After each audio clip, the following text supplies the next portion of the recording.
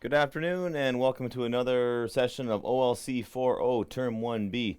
This is Class 11. That was we originally broadcast this class on November 30th, so for those of you who tuned in live, you would have seen a recording. So this is another crack at it. So this one's going to be put up on the YouTube, and this one covers Unit 1, Lesson 3, and we're talking about assignments 12 and 13 for this class. So this is week 3 of classes in Term 1B. We're getting closer to our December 26th to January 5th Christmas holiday break.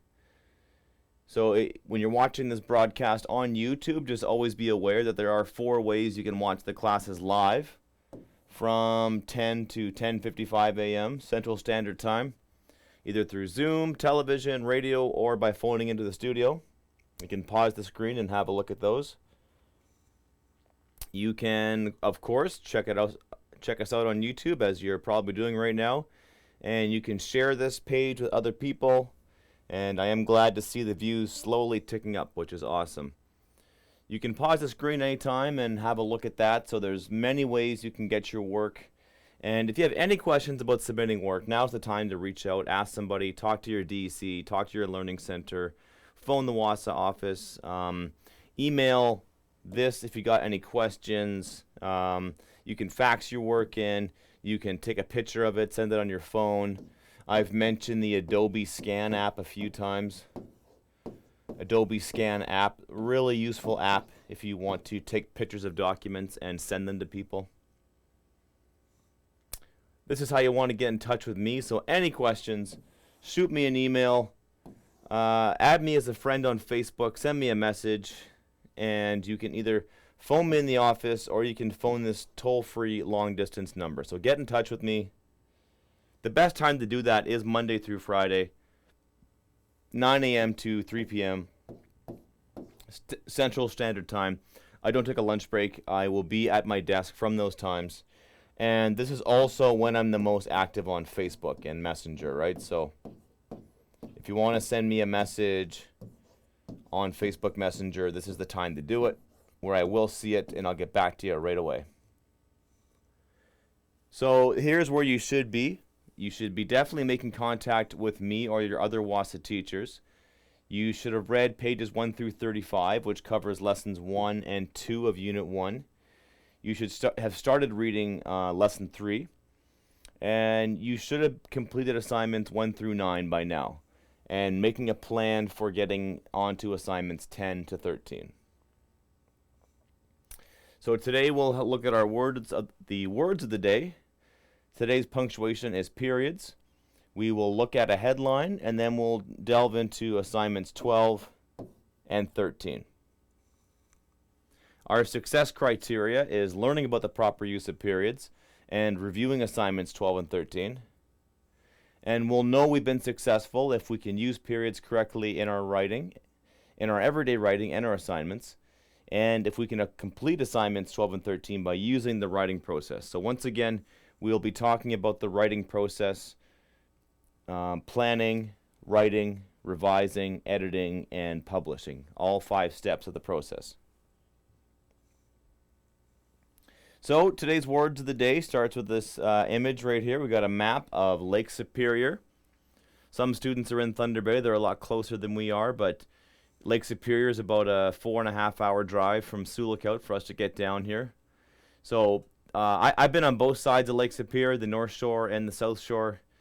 I have driven from Detroit, Michigan, all the way up, crossing the Mackinac Bridge, taking the I-75, and taking this thing all the way down through the UP, the Upper Peninsula, through Wisconsin, and then up through Minnesota, all the way back to my home in Sioux Lookout. So it's a beautiful drive, and Lake Superior is it's the largest freshwater lake in the world. So we have the Anishinaabe-Moan word, Gitchigame, which is a noun, and it can refer to Lake Superior, or it can refer to any very large lake. So it's not just any lake. It's usually used in reference to Lake Superior, or it's in reference to a very large lake. The English equivalent, of course, is superior. And to be superior means to be higher in station than someone else, higher in rank, station, degree, importance, etc. So Lake Superior is, maybe it's not more important, but it's certainly bigger than most lakes, most bodies of water in North America. Thunder Bay's slogan is superior by nature. It's a great city motto. So if we look at the roots of the words, which is I think is really important to break apart a word and look at its parts, right? Because many words in Anishinaabe-Moan, many words in English and other languages around the world are compound words. So a compound word, you know, this is a compound word over here. So giche or gije is a preverb or a prefix. Pre means before, so it usually comes before the word, and it tells us that something is great or big. Manitou or Manitou is a spirit, so Gije, Manitou, you put those together, you have great spirit, or, you know, the most important spirit, which is, of course, the Creator or God, depending on your religious outlook. Manitoba literally means where the spirit lives. There's Manitoulin Island, so you see that Manitou root being used in a lot of place names in Canada. In English, I chose 4 words. These are synonyms of superior, and so I've got 4 up here. The first one is immense. It literally means not measurable. So you've got that measurable, that men's root word right there. So. And usually the I-am prefix or the I-n or I-am often means, you know, it functions like an opposite. But the word immense, if something is immense, it means you literally can't measure it. So if I say that Lake Superior is immense, that's not technically true because it can be measured, but if you've ever been on Lake Superior and you've looked out and you can't see the other side of it, and if you get far enough onto it, even like Lac Seul, right? If you get deep enough on Lac Seul, it looks kind of like the ocean because you can't see. It's really hard to see the shoreline. So it seems like it's immeasurable, like it just goes on forever. Tremendous comes from the Latin tremere, which means to tremble. So if something is tremendous, it makes you tremble. Vast comes from the void, right? The void is like space and emptiness and like just endless amounts of space. Vastus. Latin for vastus, so if something is vast, it's like the void, it's so big. Magnificent, magnus means great. A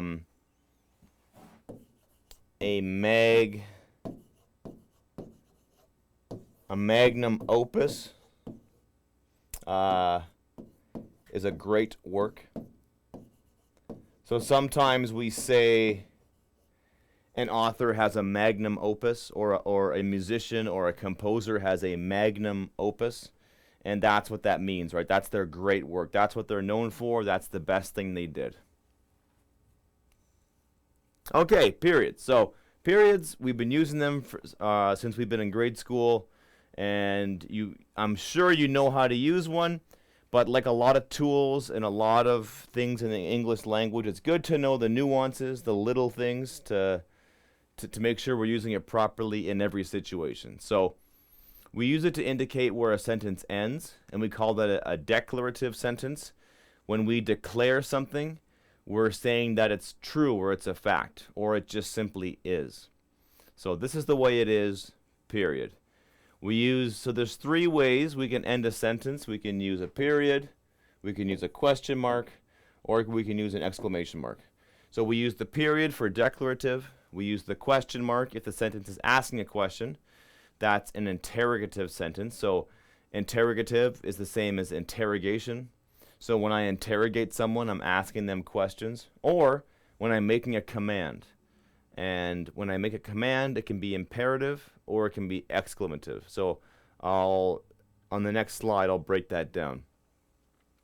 Periods are also used for abbreviated words such as etc., AM, PM, VOL, which is volume, INC, which is incorporated, JR, junior, MRS, Mrs. And we also use periods as decimals when we write numbers. So section 3.15 of the textbook, right? So these are the 3 ways we typically use a period. That's a little breakdown. So I've taken the same subject matter, going to Tim Hortons, and I've written 4 different sentences. These are the 4 types of sentences. So we have the declarative sentence, I went to Tim Hortons for lunch today. So I'm declaring it, I'm just saying it. I'm not asking a question, I'm not asking someone to do something, I'm just saying it. The interrogative sentence, the one where I'm asking a question, it says, do you want to go to Tim Hortons for lunch? The imperative is, please meet me at Tim Hortons for lunch. So I'm asking you to do something. And the exclamative sentence, what has the exclamation mark at the end, is, I want a TV at Tim Hortons today. So I'm using the exclamation to show excitement, usually some form of strong emotion. Anger, excitement, like something over the top. And the exclamation point is there to indicate that this is a particular situation that's exciting and there's tons of emotion involved. So you may have seen these abbreviated words in English. So we have ETC, which is Latin for et cetera, which literally means others of the same kind. IE is id est, or that is. IE is for specific examples. So you have to be, you're referencing one thing or 1 or 2 very specific items. EG is Latin for exempli gratia, which literally means for example, and that's for a general example. Like you could list 1 or 2, but you wouldn't have to list 1 or 2. Or you wouldn't have to list those examples. You could have listed 2 other things, but these 2 will do just fine. Et al means et ali, which is and other people. And we always place a period at the end of the sentence. Sorry, at the end of the words when they're in the middle of the sentence, right? So if etc is in the middle of your sentence, the period goes in the middle of the sentence. So, and this is usually the only time where you see periods in the middle of a sentence. This and when there's like a decimal, right? So here's some examples. I am trying. See, you catch mistakes when you read stuff out loud. I am trying to lose weight by not eating my favorite junk foods, ketchup, chips, Dr. Pepper, hot dogs, etc. So, etc. in this case means I could keep going. Those are 3 of my favorite junk foods. I got 7 more, but you get the idea. You don't need to hear them all. That's why we use etc. And we don't add a second period. The period after etc. The period after etc. is fine. I am trying to not eat chips, hot dogs, chocolate bars, etc., even though I love them. So here we use the period and we put it with a comma. Okay? Even though I love them, right? So that phrase, even though I love them, comes on the end. But we put a comma after etc. Everything in the store gets the Black Friday discount, i.e. 30%. i.e. is specific. There's only one discount in the store, and that discount is 30% off. A store could have multiple discounts, but for this example, there's one discount, singular discount. So i.e. is a specific example. The rec center is offering many programs this summer for kids, e.g., for example, archery, badminton, swimming, and volleyball. So this means that those 4 sports are 4 examples of the many programs. That tells the reader there's more than these 4. They're offering tons of programs, but these are just 4 as an example. Laverty et al., 2022, published an anthology of student writing. So that means myself and some other people published this book in 2022. So often when a book is published, there will simply just be one author. But sometimes a book has many authors, and it can be time-consuming and kind of clunky to name all of them. So the et al. Short form just means and others. So this person and some other people wrote this book. All right, so since we're doing this quite a bit in this unit, here's how we use periods when quoting stuff, right? So an RCMP officer on the scene, Dan Bradley, offered his assessment of the situation, comma. It is too early to tell the cause of this motor vehicle accident. So note that the period goes inside the quotation mark. So the last punctuation mark is the closing quotation mark. The period comes first, and then the closing quotation mark comes second. We place it inside the quotation mark. Judy Anderson, comma, the mother of the young man driving the truck, comma, expressed concerns over the safety of the intersection. How long will it take the city to fix this problem? And so again, the question mark goes inside. It comes first, and the closing quotation mark comes second. And since, if I end my sentence with a question mark, I don't need the period to come after it, right? So we only use one punctuation mark to end a sentence, with the exception of, we see the back-to-back punctuation marks here, the exclamation point and the quotation mark, but that's only when the sentence ends in a quotation. So it looks a bit weird. I think I definitely wrote it like this when I first started writing, but the proper use is period first, then quotation mark. All right, here's today's headline. So Beijing, city in China, warns against, quote, excessive and arbitrary enforcement of COVID-19 measures after protests. So there's been a lot of protests in China. The last couple of weeks, people in China are getting really fed up with the COVID-19 measures, which are a lot more extreme than in most countries around the world. And so Beijing, the city, warns against excessive and arbitrary. And you see this is in single. See, we have the single quotation marks. So we use single quotation marks for headlines. I'm not sure why that convention was chosen, but usually when you see a headline and the headline includes a quotation, that quotation will be enclosed in single quotation marks. So that's what the city of Beijing said. They're going to warn against using excessive and arbitrary COVID-19 measures after the protests. Beijing has acknowledged the public anger surrounding its tough COVID-19 policies just days after anti-lockdown protests in cities across the country. Note the word of ITS, right? So ITS means, always good to remind students about this one. Something belongs to it. And what is it? Is Beijing, right? It refers back to Beijing. It is a pronoun, and it refers back to Beijing. So let's look at that headline. Let's break it down, okay? So we have nouns in blue, verbs in green. I've got adjectives in orange. I've got articles in white, prepositions in red. So Beijing is, of course, not just any old noun. It's a proper noun because it mentions a specific place or thing. In this case, Beijing, capital B, Beijing. Warns is what they did. That's the verb. Against. So you can be for something. You can be against something. Prepositions are relationship words, right? They tell a relationship. So what is Beijing's relationship to these rules? They are against them, right?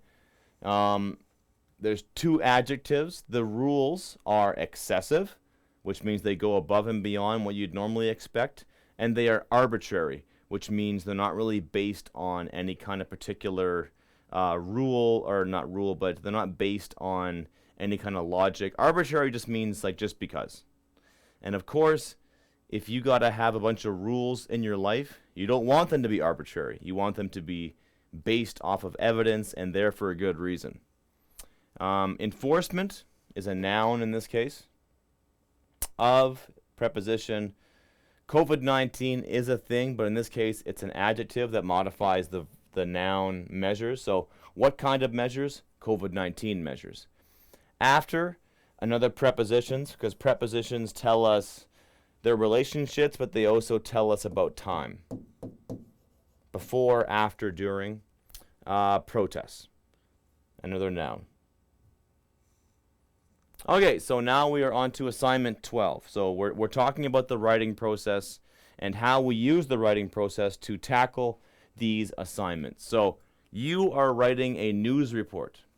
And for this particular assignment, you will use any of the events you thought were newsworthy in Chapter 1 of Jimmy Comes Home. You will have to make up some details, but you should use any information provided by the novel to come up with your answers to your 5 W's. So remember, that's our who, our what, our where, our when, our why, our 5 W's, and our 1H how. All of them questions. You can use juvenile offender back in town as your headline or make up your own headline. So if you're struggling to come up with a headline, just use that one, okay? You're not being marked on your headline for originality, right? If you just want to use that one, do it. That's fine. So, but if you can come up with a different headline, then do that. So that is part 1. Choose a topic, write a headline. So we choose a topic and we write a headline, and that's 2 marks, okay? And I've given you plenty of examples of headlines in this course. We look at one every day. So that's what we have to do. So,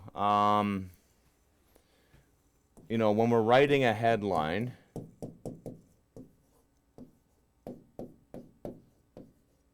we have to ask ourselves, you know, I would just do some point form, and I would do this in your notebook. So I would just say stuff that happened,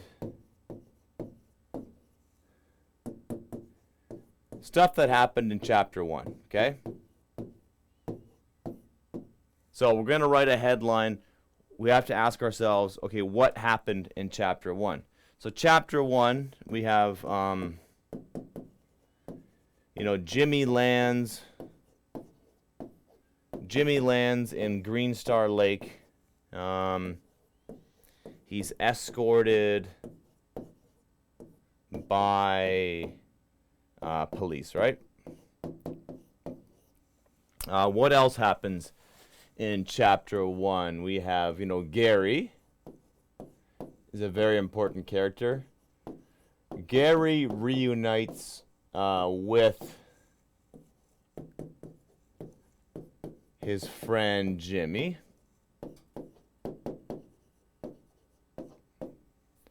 So we're telling this story from in the first one, that'd be from the perspective of Jimmy. He'd be the main character. If we told this article about Gary, then it'd be about him. We also have Martha, who's Jimmy's grandmother. So Martha welcomes, I'm trying to write these in headlines too. So Martha welcomes grandson home, right? So from her perspective, her grandson is home. And then what else happens in this chapter? We could have, maybe just from the perspective of the cops, you know, RCMP, keep eye on Jimmy, right? They're watching him. So that's, you know, these are 4 things that happened.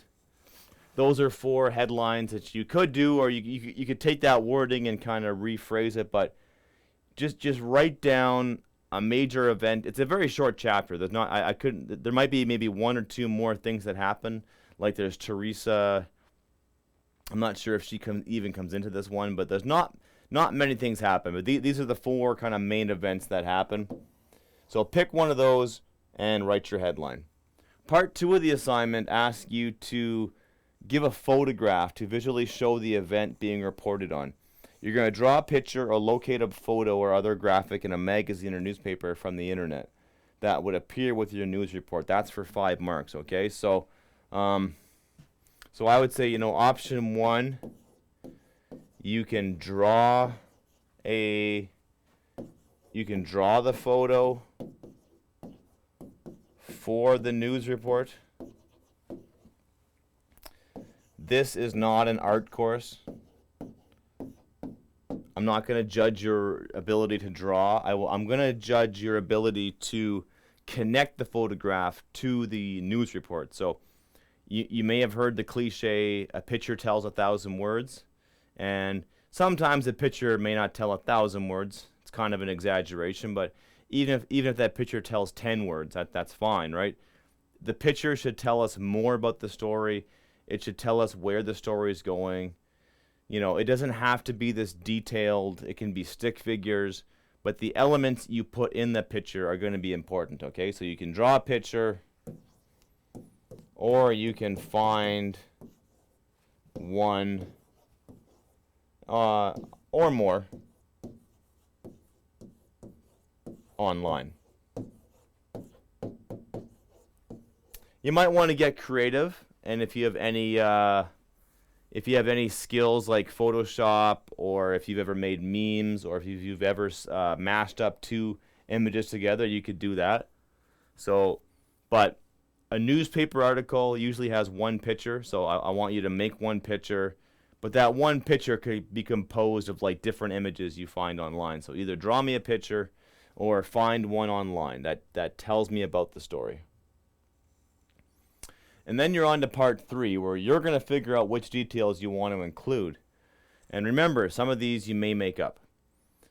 Your report will have at least 1 quotation from someone in the story, and quotation marks will be used to identify them. For example, Jimmy's grandma commented, "I'm so happy that you're home again, Jimmy." So remember, there's that one again. So U'(RE) equals you are. And then your equals something that belongs to you. So make up some details, give me details from the story, and you need at least 1 quotation, okay? So let's have a look at how that's going to work, okay? So you're going to make some notes, right? So we're going to do details. And you might want to, so you're going to write some details. So let's say this is my headline, okay? And my headline is RCMP, RCMP, keep an eye on Jimmy, okay? And then here are some details I might want to include, okay? So Jimmy's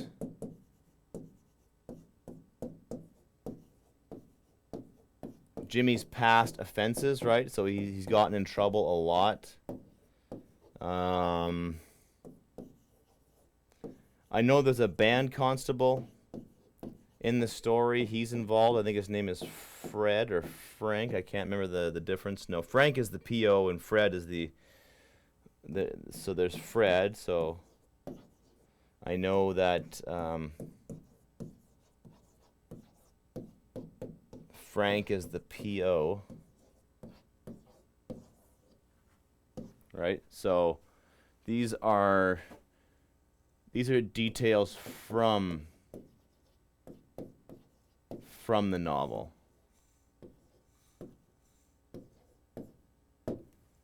So those are some details from the novel that I know about. That's my headline. And then maybe what I want to do is some details I made up.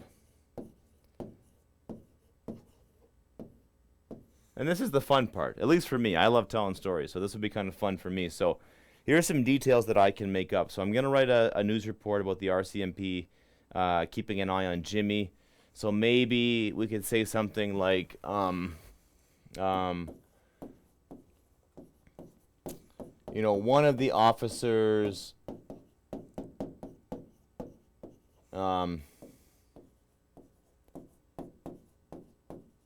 has known Jimmy his whole life. The other one will be one officer is new to Green Star Lake, you know. So that's a detail that I could make up about the story. So one of the officers has known Jimmy his whole life.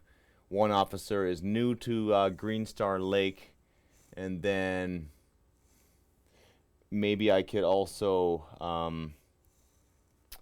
I could say, you know, maybe let's see if I can fit like a tiny detail in here. Maybe, you know, Jimmy is on a list of people to watch.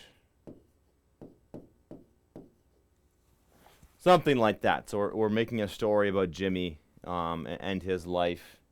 And then maybe I want to write about, maybe even write about Gary or something like that. So maybe they're,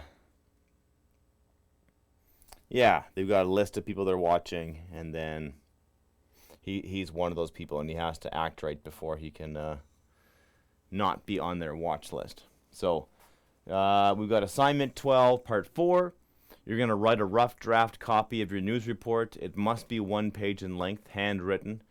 Don't worry about the fine details, spelling, grammar, and punctuation right now. You will take care of that when you write your final draft in assignment 13. So for assignment 12, you are writing your rough copy, and I won't be marking you for grammar, punctuation, things like that. I will be just marking your ability to generate ideas, and I want to see the pieces in place, okay? So I want to see the who, what, where, when, how, why involved. I want to see that in your rough copy, but just get the story down. Use the inverted pyramid. Remember the inverted pyramid? That is, you know, stuff that we need to know and stuff that is nice to know at the bottom, right? We hear this stuff first. We hear this stuff last. The need to know is the headline, the photograph, the lead paragraph, and the nice to know stuff is the additional information, stuff like that, right? So stuff about different stories, stuff that might connect the story. It might tell us how the story might develop, but you know, use that inverted paragraph. Use the inverted pyramid structure where the most important stuff comes first and the least important stuff comes second. So when we are writing anything, it's important to use a template, okay? So a template or a template, depending on your pronunciation, is a pattern. It's literally a pattern, a mold, or the like that's usually consists of a thin plate of wood or metal, and it serves as a gauge. I think I spelled gauge wrong. It's a gauge or a guide in mechanical work. So when you're building something, the template is like something you use to measure against, and it makes sure your cuts are where they need to be. So you use the template to make something new, but it's easy to do that if you have a model. So it's also anything that determines or serves as a pattern or a model. So in this case, we're going to use a model or a template to make our writing, okay? So writers use templates to help them learn a new style or format of writing. They're helpful in an organization that puts out the same kinds of documents. So if you're always putting out press releases, reports, memos to staff, etc., right? There's that etc. again. So if you're putting out a lot of documents, you want to keep the format consistent. And this way, the writer can just focus on the content, right? So writing has content, that's the words. And then there's the format, the things that contain the words, right? So instead of a writer spending a lot of time reinventing the wheel, or so to speak, they instead spend their efforts developing the content. So that's what I want you to do. Don't worry about the format. The format is pre-established. It's fixed. You need to worry about what goes in the format. So your report's going to have this basic outline. You're going to give me a headline, a byline, a photograph, a lead paragraph, and 3 paragraphs. I'll say 2 to 3 that include, so that 3 paragraphs, it includes this closing paragraph, okay, with additional information. So let's have a look at how that's going to work, okay? So I need to write a headline. So here's the template. So it reads, and this is from your textbook, okay? So, this is from Unit 1, okay? This stuff right here is from Unit 1. So, city's third bus fatality. So I have to write 5 to 10 words that tell who is involved and what is happening, okay? Maybe 4. I don't know. They pulled it off in 4. You might be able to do it in 4. So 4 to 10 words that tell who is involved and what is happening. So the headline, it might tell you when, but it will for sure tell you who or what is involved. Okay? So if something is newsworthy, if it's worthy of being put in the news, it has to be something that people are going to care about enough to read, or, buy that newspaper, subscribe to that magazine, click on that website, share it with their friends. So it's got to be newsworthy. It's got to be something that's important to someone. So give me 4 to 10 words that tell who was involved and what happened. So who's involved? The city's a city bus, and who or what's involved, and what happened? There was a fatality. So I know it involves a bus, and I know it involves a death. So the template, and this is the lead paragraph. It reads as follows: Ottawa, July 27th. Yesterday afternoon, a pedestrian identified today as Joe Johns was fatally struck by a bus while crossing Bank Street near Walkley Road. He was running with an iPod when the accident happened. So, I've broken that down. So your version on the right-hand side column. So I've got these square brackets right here. These are your fill in the blanks, okay? So I need a location. I need a date. So make up a location, make up a date. Your location should be Green Star Lake. Your date can be whatever you want. See if you can find some dates in the story, right? So we know it's fall. We know that Jimmy is starting school, so September 2nd or something like that is going to be an appropriate date for this assignment. Next blank, a more specific time. So you don't have to follow this template exactly as it is, but you can if you want. So if you want to do that, go ahead. So give me a more specific time. In the morning, in the afternoon, last evening, early today, right? And then give me the subject of the article. So that's who or what the story is talking about, right? So the subject is the who or what the story is about.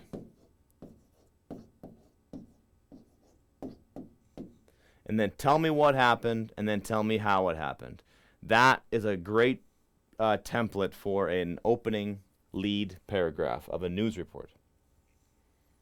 Second paragraph, Michael Andrews, an off-duty police officer, was first on the scene. Andrews reports, I gave him first aid and emergency teams arrived here quickly. Unfortunately, we were unable to revive Joe Johns. It is believed that he died on impact. So, first fill in the blank. Number 1, give me a name of a witness. It could be a witness or, let's just say, someone else involved in the story, right? So give me the name. Number 2, I want you to describe that person. Who are they? Why are they important? Step 3, tell me where the witness is or was. Blank number 4, give me the last name of the witness, and then the word reports. And then number 5, give me that direct quotation. So name them, tell me who they are, tell me where they were or are, tell me their last name, and then give me a quote. So just follow that template. Just fill in the blanks, right? As you become more comfortable as a writer, then you can invent your own template and be a little more adventurous. But for this, you can just simply do that, fill in the blanks. And that's fine if you want to get full marks. And then we just keep that going, right? So further description. So give me more people involved in the story. Name those people. Tell me how they're involved in the story, and give me another quote from them, okay? Fill in the blanks. Do that again, okay? Give me some more information about people involved in the story. I would say other or the subject, right? Or the first, or your first witness, right? Again, this is additional. This stuff right here is additional, nice to know information, right? We don't need to know that he was a single dad of 2 girls, and we don't need to know that his friends are coming forward with the Facebook memorial site.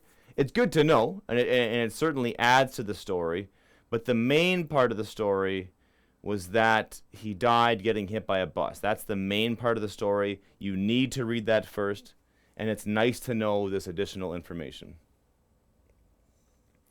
And then you wrap it up, right? So this is our conclusion. And the model for the conclusion is, give me an additional detail about the story. This could possibly be more information about the location where the story occurred, right? Or just, just give me an extra detail. That's all I need. And then give me some additional information about what to expect in the near future, or how the story might develop, or,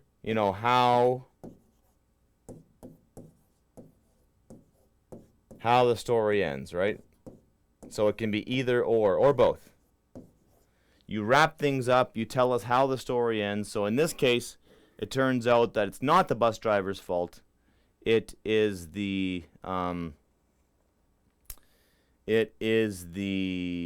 fault because he ran into traffic. So tell me how the story ends, or tell me how the story might develop. So wrap it up, give it a conclusion.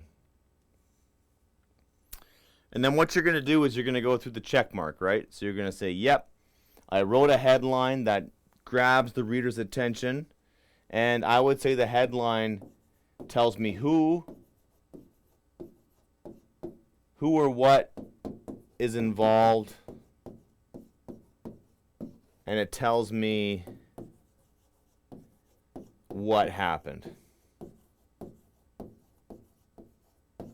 And it might, right? It might tell me when. But usually the when is right here. I've included a date in my report.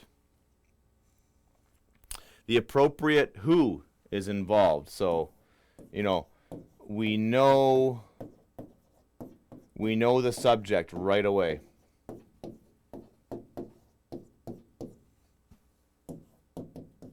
Right? We know we know what it's about right away. No question. Okay? So check. The what, when, where, why are correct and make sense, okay? So you have to answer all questions, okay? What happened? When did it happen? Where did it happen? And why did it happen? Okay? The how demonstrates understanding of the event, and the how is the details, okay? So, we answer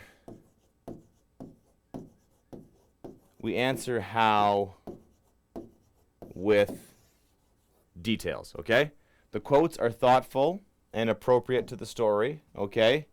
And they are properly formatted, okay? So your formatting is correct. You've done the proper punctuation. And your level of detail demonstrates considerable understanding of the event. So you do that by using specific. Be specific, okay?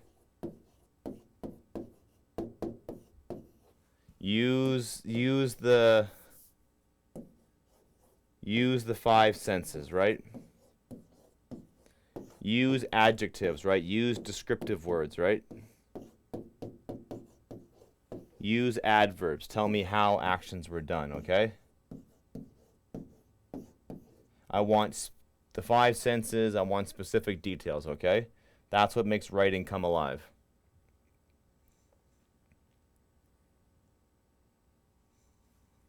All right, and then after you've got that done, you've got your rough draft written, then you're going to jump into your final draft. So it's time to create your final draft. And this is a good time to mention our literacy portfolios, okay? So in order to pass this course, you have to hand in your literacy portfolio, which is a collection of the writing you do, right? So this is one entry in that portfolio. So for this, you make a photocopy of your rough draft from assignment 12. Then you check your spelling, grammar, and punctuation using the writing process as your guide. This is your rough draft. And then, really important, I need to see the editing. Should have all kinds of editing marks on it, okay? So I want you to cross out words, correct words, put some notes in the margin. I want you to fix your spelling mistakes, fix your capitalization mistakes, fix your punctuation, add words, change words, delete words, do your edits, rearrange paragraphs, flip this paragraph for that paragraph, rearrange it. So I should see your edits, okay? So you're not just handing in a rough copy, you're handing in a rough copy that's been edited.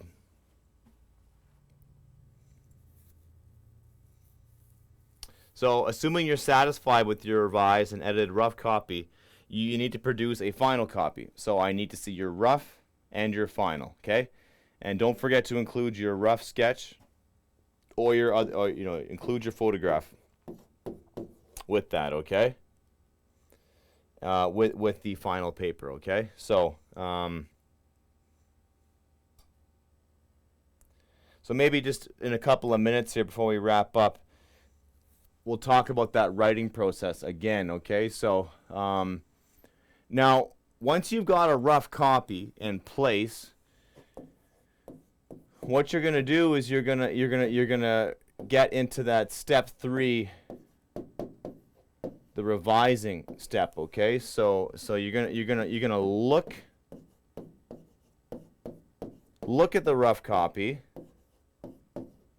And then what I want you to do is I want you to, see if the order needs to be changed, okay? That's a really important step, okay?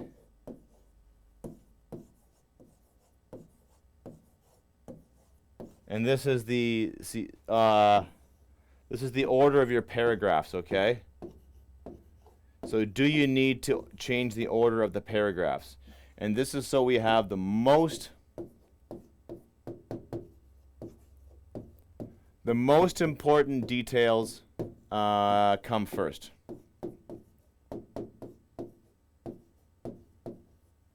Okay? That's going to be your #1 revision tool for a news report, to look at it and say, okay, do I need to order my paragraphs different? Do I need to change the order of my details? So the most important stuff comes first in the story, and the least important stuff comes second. So that's revision. Revision is the big picture. You need to organize it and change the order of the words that come in, and then your step 4 is going to be your editing. And what I would recommend for your editing, as I always do, this is going to be read it. I would say read it out loud in your best. This is your best radio or news voice, right? So this is Mike Laverty reporting live from Channel 7 News, right? So report it in your best news voice, right? And then listen for mistakes, right? Listen for mistakes, okay?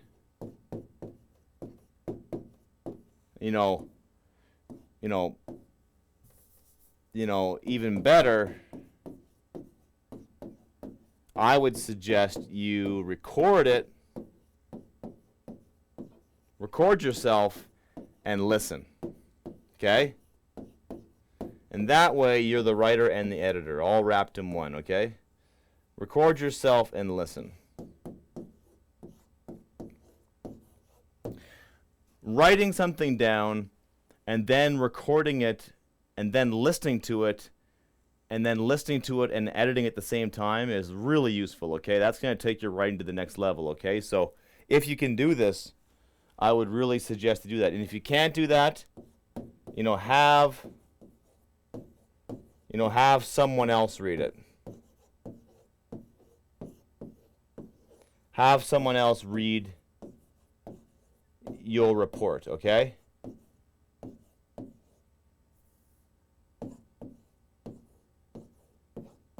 And that's these 3 things. If you can do all 3, then you're gonna do really good, okay? So read it out loud in your best news voice, record it, listen to it again, have somebody else read it, okay? This is really important for the editing process. And then of course step 5, publishing it, is the easy one. You just hand it in, you're done. But step 1, your planning is planning out that template and getting all your details in place.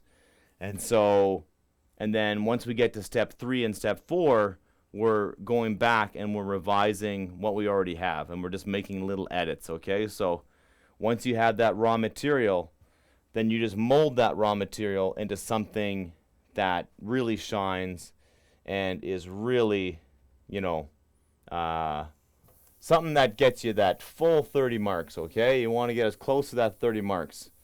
And that's how you're going to get that 30 marks, is by putting the work in and by editing it and showing me that you've edited your paper and you've turned a rough copy into a nice polished gem. So that will be the end of this course. So reach out to me if you have any questions on the writing process. If you want to share a rough draft with you, you can always share a draft with me, and then I can give you some comments, and it won't count for your marks. I can just look at it and say, sure, you're on the right track, or I would try this. So the most important thing is just to reach out. So hope everybody's having a good day out there. Stay warm, and we'll catch you for the next class.